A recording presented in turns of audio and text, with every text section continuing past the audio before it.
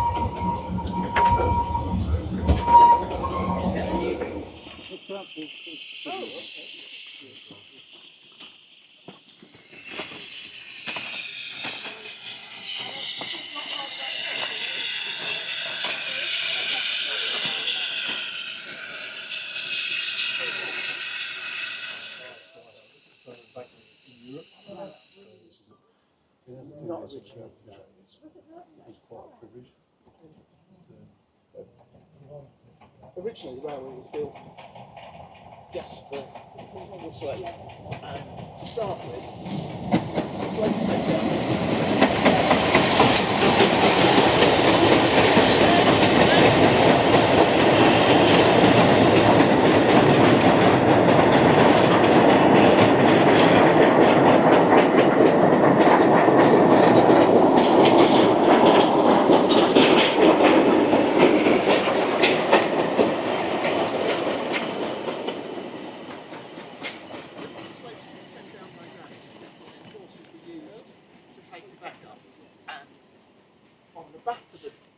trains, there would have been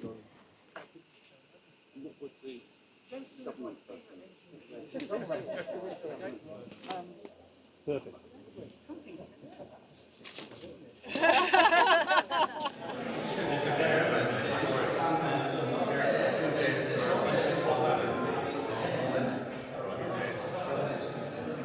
Right, ladies and gentlemen, please follow the roll.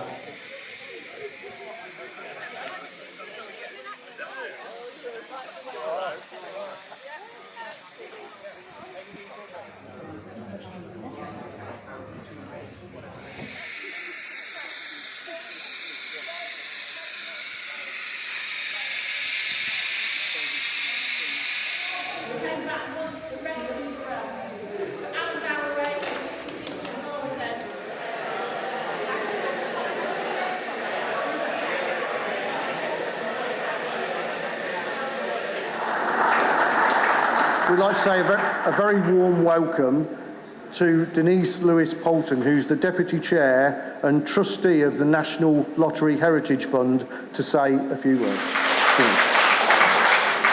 Cynhaliwyd, diolch o galon am y gwahoddiad yma heddiw I ddathlu y garreg filltir pwysig yma. Thank you so much for inviting us here to share in this important milestone and a wonderful celebration. What better way to see Wales than on a day like this, but from a train? I want to thank John, Paul and Edwina for the tour of Boston Lodge, but more particularly for their sterling work in their stewarding of this place's success. An amazing job. Thank you all. The fund in particular is very proud that the Research and Training Centre has been named in its honour in recognition of the contribution made. The first building in Wales, in fact, to be named after the NLHF. But what an honour it is. Thank you so much. The Festiniog and Welsh Highland Railway is an incredible asset to us here in Wales, winning Visitor Attraction of the Year at the Welsh Tourism Award just last month. So the railway is a crucial anchor to the tourism industry, the local economy, and the UNESCO Slate Landscape World Heritage Site. Projects such as this illustrate the important role of the Fair Heritage Fund in Wales in ensuring that our heritage is cared for and sustained for future generations. Congratulations to you all for such an important achievement, and thank you again for inviting us here to share in your celebrations. Llongyfarchiadau I chi gyd am y gwaith pwysig yma a pob dymuniad da ar gyfer y dyfodol i'r prosiect bendigedig yma. Diolch yn fawr. Thank you. I would now like to invite our chair, Dr. John Prideaux, to say a few words in response. How do I follow that? I think it's very important to realise just how far this project has actually spread.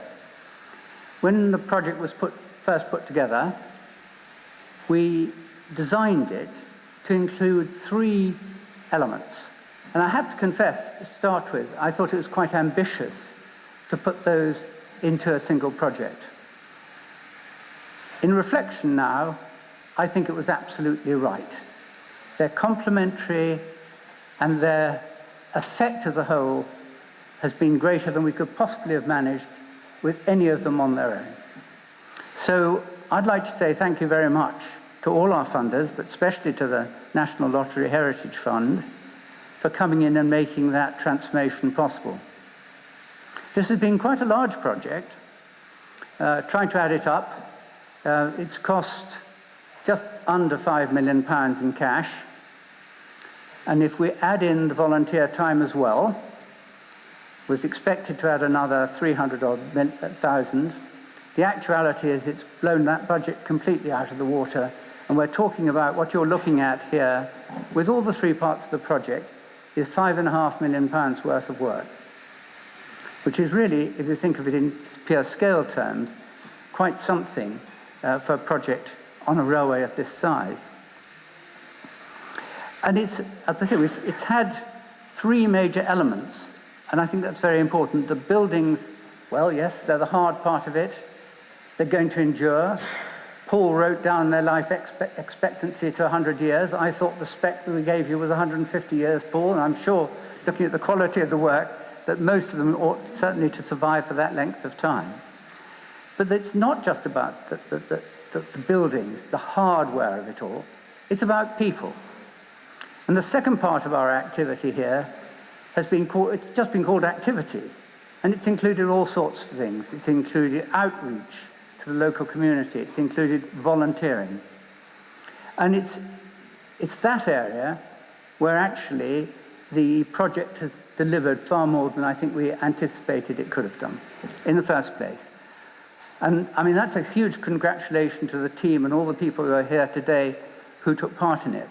But 600 volunteers have worked on Boston Lodge, on this project, and there's been 100 new ones generated by it.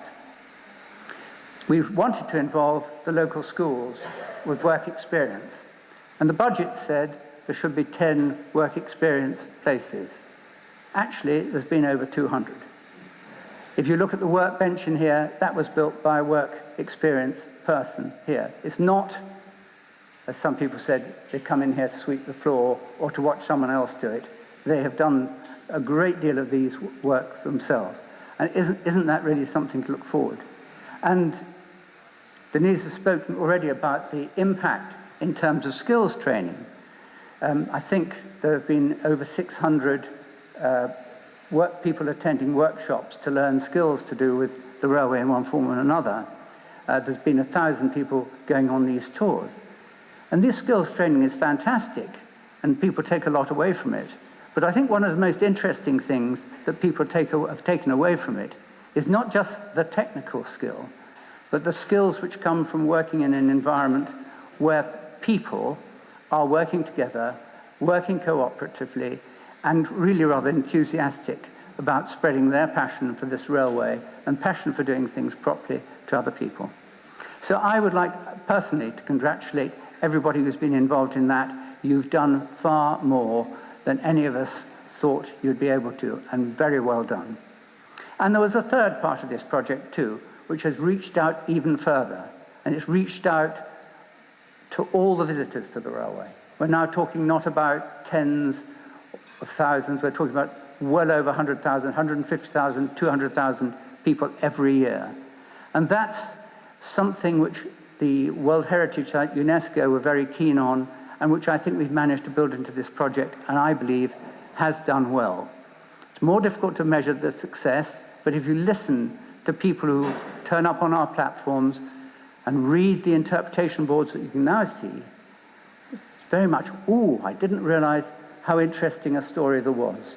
And talking to people, which is very much part of it too, of our team, our enthusiastic hosts, our staff, our guards and people, that's all part of it. Reaching out so that people coming to visit the World Heritage Site in North Wales can get a great deal more out of it. This project wouldn't have been possible at all without the support and very active support through often quite difficult times of our three funders. So I would like to thank them all very much. Thank the Festiniog Railway Society, the Festiniog Welsh Highland Railways Trust. It feels a bit as if I'm thanking myself, so I'll thank the other trustees who are in the room. And particularly the National Lottery Heritage Fund, who have supported us to a greater extent than often in other places, in the standard sort of levels, but have been brilliant about continuing that support through times when they're difficult. So thank you very much. Diolch yn fawr.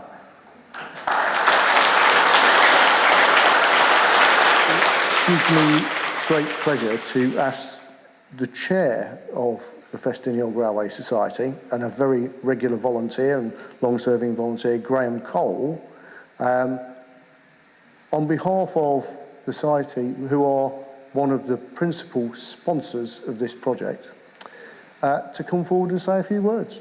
Graham. I'd like to start by saying that it's been a great pleasure for the Festiniog Railway Society to share the match funding role for this project with the Trust, as we've worked with the National Lottery Heritage Fund to help deliver this magnificent project. The Society also supported the initial bid and then provided the match funding for the development stage.